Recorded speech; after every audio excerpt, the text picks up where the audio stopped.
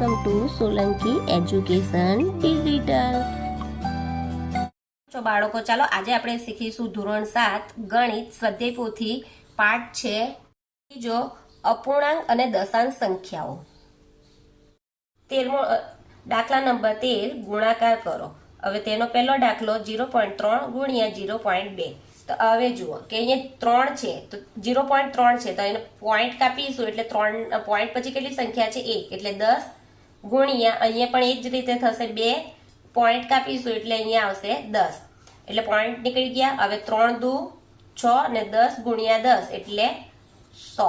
તો હવે કેવી રીતના કાપીશું આપણે 1 ને 2 એટલે 1 2 હવે કશું નથી એટલે પોઈન્ટ લખીને અહીંયા 0 એટલે 0.06।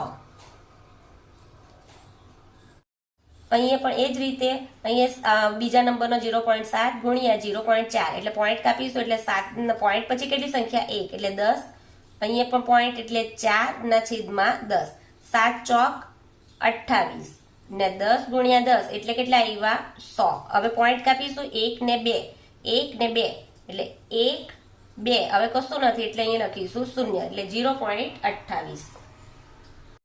ત્રીજા નંબરનો દાખલો 1.3 ગુણ્યા 1.2 તો અહીંયા પણ પોઈન્ટ કાપીશું એટલે 13 એક પોઈન્ટ પછીની સંખ્યા 10 લખીશું અહીંયા 12 ના છેદમાં 10 12 ગુણ્યા 13 કરીએ અહીંયા એક ગુણાકાર કરી બતાવું 13 0 3 એકુ 3 1 42 6 2 એકુ 2 6 3 ને 2 5 ને 1 એટલે કેટલા આવ્યા 156 છેદમાં 10 ને 10 ગુણ્યા 10 એટલે કેટલા આવ્યા 100। હવે પોઈન્ટ કાપી 1 ને 2 1 ને 2 એટલે આપણે અહીંયા આવશે 1 2 પોઈન્ટ કાપીશું એટલે અહીંયા આવશે 1.56।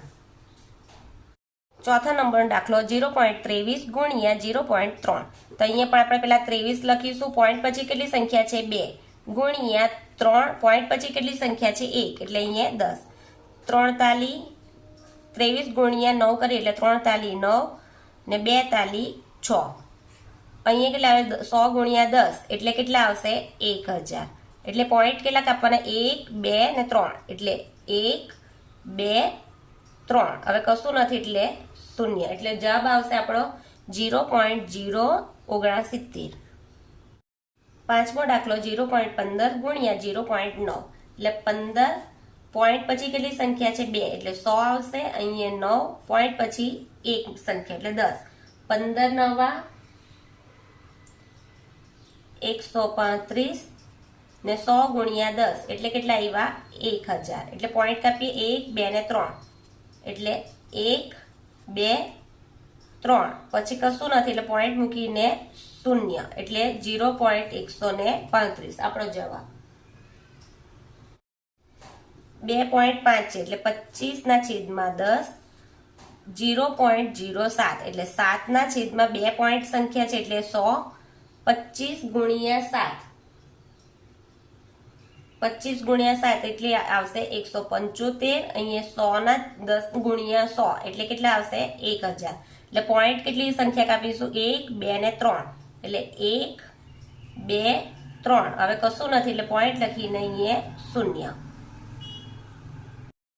સાતમો દાખલો 2.2 ગુણ્યા 0.12 એટલે અહીંયા લખીશું 22 ના છેદમાં 10 ગુણ્યા 12 ના છેદમાં 100 12 ગુણ્યા 22 ગુણ્યા 12 એટલે કેટલા આવશે 264 ગુણાકાર કરીશું 22 ગુણ્યા 12 એટલે 264 અહીંયા 1000 હવે પોઈન્ટ કાપીએ 1 2 ને 3 એટલે 1 2 3 પછી કશું નથી એટલે અહીંયા 0। આઠમો દાખલો 3.9 ગુણ્યા 0.17 એટલે 3 39 ના છેદમાં 10 17 ના છેદમાં 100 બે સંખ્યા છે ને એટલે 39 ગુણ્યા 17 કરીએ તો કેટલા આવે 663 10 ગુણ્યા 100 એટલે 1000 હવે પોઈન્ટ કાપીએ 1 2 ને 3 એટલે 1 2 ને 3 હવે કશું નથી એટલે આપણે લખી દઈશું 0 એટલે જવાબ આવશે 0.663। જો તમને આ વિડીયો ગમે તો મારા વિડીયોને લાઈક કરજો શેર કરજો સબસ્ક્રાઈબ કરજો થેન્ક યુ। દાખલા નંબર 14 ભાગાકાર કરો। તેનો પહેલો દાખલો 0.8 ભાગ્યા 4. તો અહીંયા જો 0.8 છે એટલે 8 ને અહીંયા કેટલી આવશે સંખ્યા 10. આ પોઈન્ટ કાઢ્યો ને એટલે 8/10 ભાગ્યા અહીંયા 4. હવે 4 પાસે કશું નથી એટલે આપણે 1 લખીશું. તો અહીંયા આપણે નિયમ બનશે 8/10. અહીંયા ભાગાકાર શું થઈ જશે? ગુણાકાર. 1 કઈ જશે? ઉપર ને નીચે આવશે 4. એટલે 4 દુ 8 એટલે 2/10. એટલે આ પોઈન્ટ સંખ્યા કાપીશું એટલે 2 એક સંખ્યા છે એટલે 2.0 એટલે 0.2. 13.6 ભાગ્યા 17 એટલે પોઈન્ટ આપણે કાઢીશું 136. પોઈન્ટ પછી કેટલી સંખ્યા છે? 1 એટલે 10 ભાગ્યા 17. હવે 17 પાસે કશું નથી એટલે 1 લખીશું. એટલે અહીંયા 136/10 ગુણાકાર થશે એટલે 1 ઉપર જશે અને 17 કઈ આવશે? નીચે.